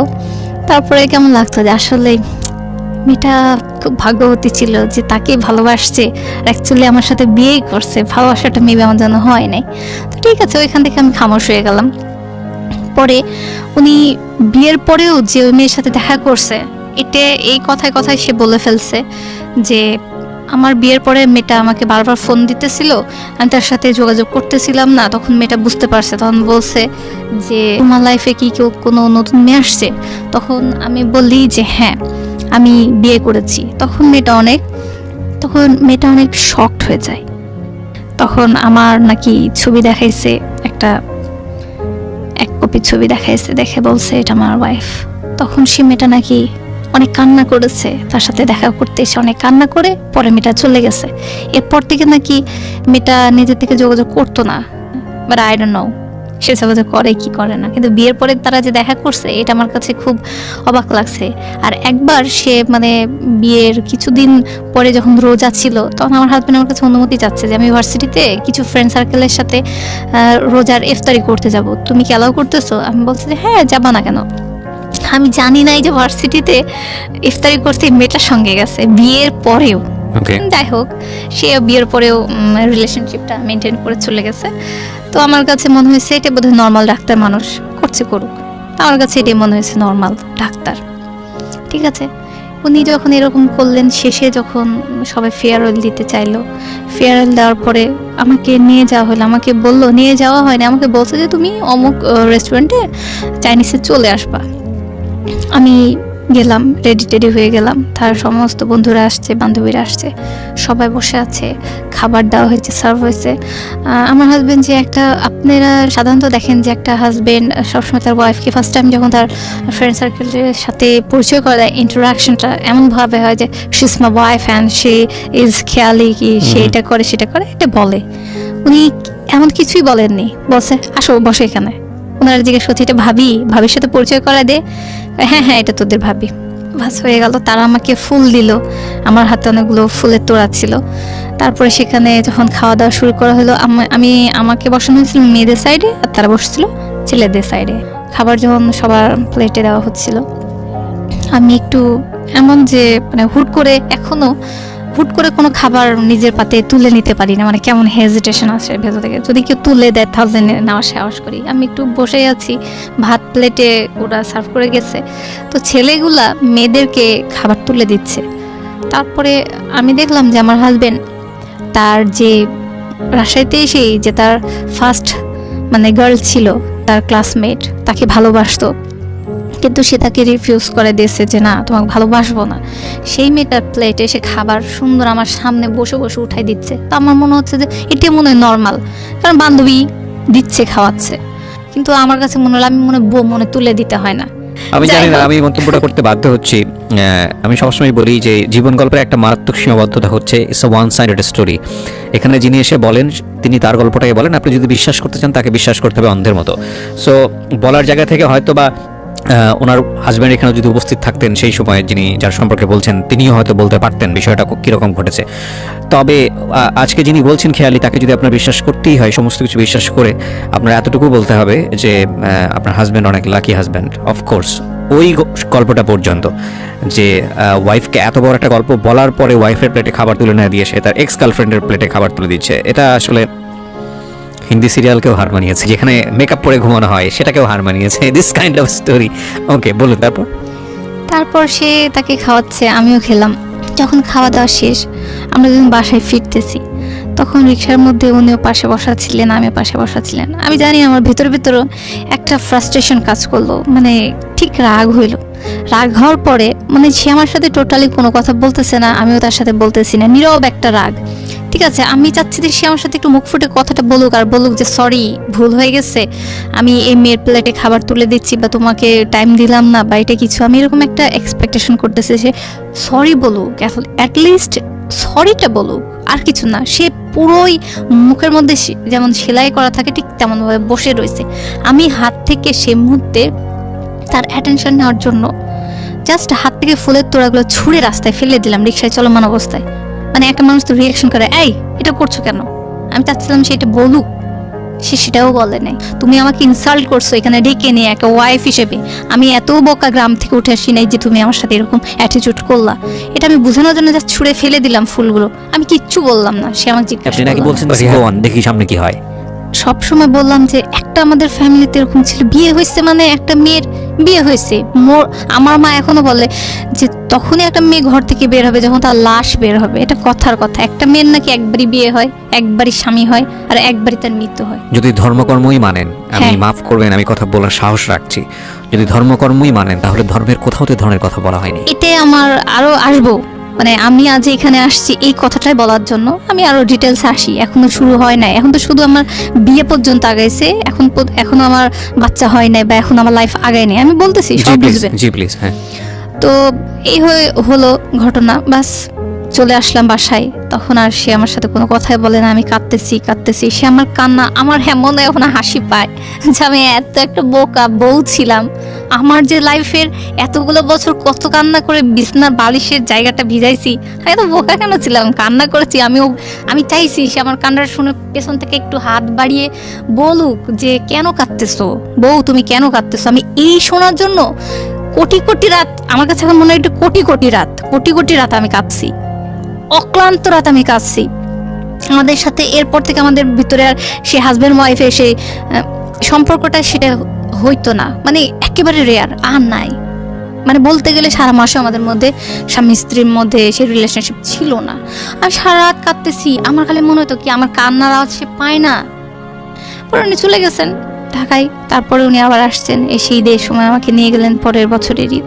আমি আসলাম, অনুষ্ঠান হবে বলছিল, অনুষ্ঠান হয় নাই। আমার হাজব্যান্ড আমার বাবার সাথে কথা বললো যে অনুষ্ঠান হতে যে টাকা পয়সা খরচ হবে, মেহমানরা আসবে, সেটা দরকার নেই, ওইটা আপনি আমাকে দিন, এভাবে খরচ করার দরকার নেই। আমার অনেক বড় বড় রিলেটিভ আছে যারা হচ্ছে ঢাকা শহরে আছেন, অনেক বড় পোস্টে আছেন, তারা বললেন যে না, মেয়েকে গহনা বানিয়ে দাও টাকাটা দিয়ে, তাকে এভাবে দিও না, নগদ টাকার কোনো হিসাব থাকে না, এটা একসময় পরবর্তী দিকে এটা খারাপ হইতে পারে, এটা আপনারা গহনা দেন। তো আমার মা ছিল খুব জামাই ভক্ত। তো আমার মা বললো যে না, জামাই যখন চাচ্ছে যে সে একটা কিছু করবে, একটা ক্লিনিক দিবে, সো টাকাটা আমরা নগদেই দিই। তারপর আমার বাবা তাকে নগদে টাকা দিলেন, সে টাকাটা নিয়ে নিলেন। আর তারপরে আমার বাবা যেহেতু গভর্নমেন্ট সার্ভিস হোল্ডার ছিলেন, উনি তো রিটায়ার হওয়ার পরে টাকাটা তাকে এভাবে দেওয়া হয়েছে, ঠিক আছে, দিচ্ছেন, ভালো কথা। উনি ওইটা নিয়ে চেম্বারও খুলছেন, সব কিছু হয়েছে। চেম্বার খোলার পরে মানে ফার্স্ট চেম্বার, তার এখনো অনেকগুলো চেম্বার, কিন্তু ফার্স্ট চেম্বার আমার বাবা টাকাতে হয়েছে। তো এভাবে চলতেছে। পরে হুট করে 3টা বছর এভাবে দেখতে দেখতেই, মানে 4-এ বিয়ে হইলো, দেখতে দেখতে 6 চলে গেল, 7-এ আমি প্রেগনেন্ট। এখানে একটু বলি, আপনি তখন ঢাকাতে নাকি রাজশাহীতে? ঢাকাতে চলে তখন আসছি। ঢাকাতে এসে আলাদা হ্যাঁ, থাকছেন? আচ্ছা, আলাদা না, ওনার বাড়িতে? তাদের বাসাতেই থাকতেছি, আচ্ছা, তাদের বাসাতেই থাকছি ফ্যামিলির সঙ্গে। তো ওনার সঙ্গে যখন থাকতে থাকলাম, তো তারপরে হচ্ছে উনি চেম্বার দিলেন। হুট করে যখন প্রমাণ হইলো যে হ্যাঁ আমি প্রেগনেন্ট হয়ে গেছি, তারপরে ওনার মা সহজভাবে নিচ্ছেন, আর উনি এটা সহজভাবে নেন নাই, ঠিক আছে। আর এই জায়গাটা প্রেগনেন্সির ব্যাপারে এখানে বলি, উনি কিন্তু এর আগে রাজশাহীতে যখন আমি ছিলাম, আমি দুইবার প্রেগনেন্ট হয়ে গেছিলাম তার ভুলের কারণে। উনি দুইবারই কিন্তু বাচ্চা নষ্ট করছেন, এটা আমার মা বাবা আজও জানেন। আজ আমি ফার্স্ট টাইম আপনি রেডিওতে বললেন। অন এয়ারে এসে বললাম, কারণ এখানে কোনো কিছু লুকানোর নেই। আর আমার লাইফটা খোলা বই, কোনো ইনভেস্টিগেশনের দরকার নেই, কারণ আমার সম্পর্কে তার ফ্যামিলি মেম্বাররা বলবে, আমি বলবো না আমার সম্পর্কে যারা আমাকে চেনে স্টিল না। তো তখন যখন আমি প্রেগনেন্ট হয়ে গেলাম, তখন উনি বাচ্চা নিবেন না, বাচ্চা ফালাই দিবেন, এটাও ফালাই দিবেন। আমি ওর পা ধরে কাঁদতেছি আর বলতেছি যে দুইটা অলরেডি তুমি মারছো, তোমরা তো অনেক নামাজ কালাম পড়ো, প্লিজ এই বাচ্চাটারে মাইরো না, এর কোনো দোষ নাই, এটা নাও, আমার দরকার হলে বাবা পালবে, আমার বড় বোনের যেমন বাচ্চা হয়েছে পালতেছে, এটাও পালবে। তো এই কথাটা আমার শাশুড়ি পাশের রুম থেকে শুনছে, দিয়ে আমার হাজব্যান্ডে ডেকে বলছে যে এটা কি হচ্ছে, তুই কি বাচ্চা ফেলে দিতে যাচ্ছিস, তোর বউ কি প্রেগনেন্ট? তখন আমার চাচি শাশুড়ি তাকে ফোন করে বলছে হ্যাঁ আপনার ছেলের বউ প্রেগনেন্ট, মিঠু এটা ফেলে দিতে যাচ্ছে। তারপরে আমার শাশুড়ি বললেন যে ঠিক আছে বাচ্চাটা ফেলো না, এটা গুনাহ, যা হয়েছে আগে হয়েছে, বাচ্চাটা নাও।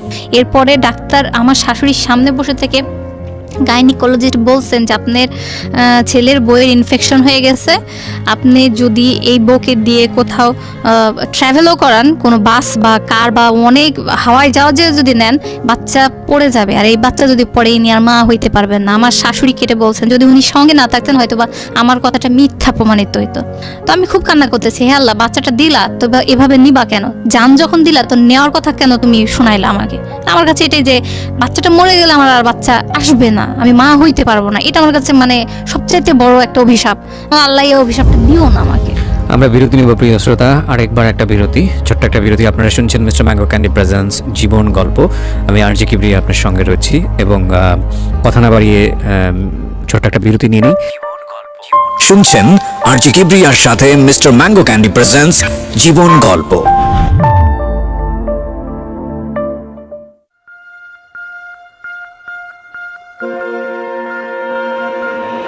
Love, hate, challenge, motivation, lies, truth, impossible, virtue, morality, something beyond entertainment. Welcome to my stage of reality. Stay tuned. Sunday and Wednesday with me RJ Kibriya only on Dhaka FM 90.4.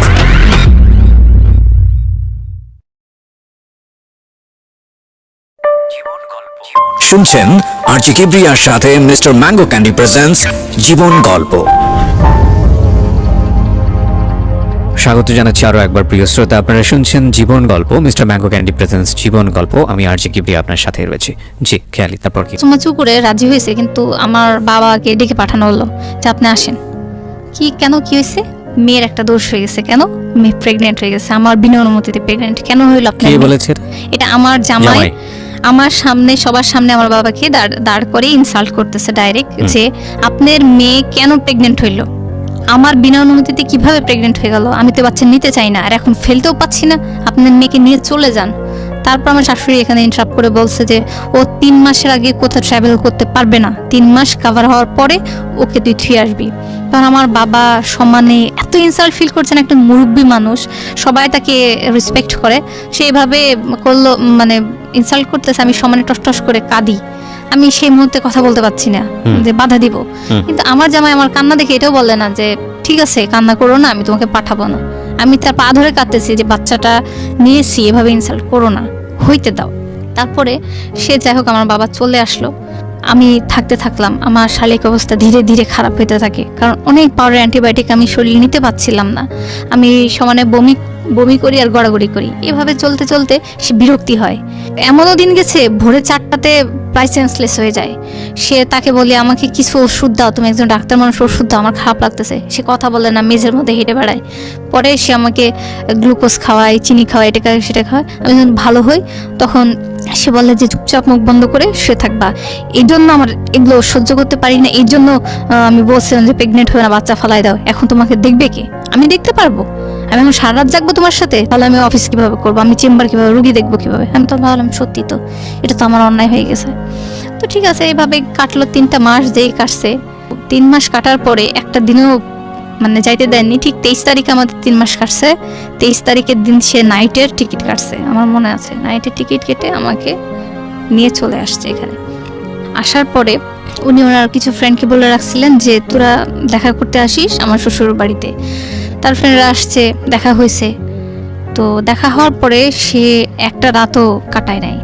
তো উনি ঢাকা আসার পরে আমাদের বাসায় আর কোনো দিন একটা রাত কাটান নাই, এত বিয়ের এত বছর পরে। আর মজার ব্যাপার, আজ পর্যন্ত আমি যদি অন্য কোনো ছেলেকে নিয়ে গিয়ে আমার বংশের মানুষের কাছে বা আত্মীয় স্বজনের কাছে গিয়ে বলি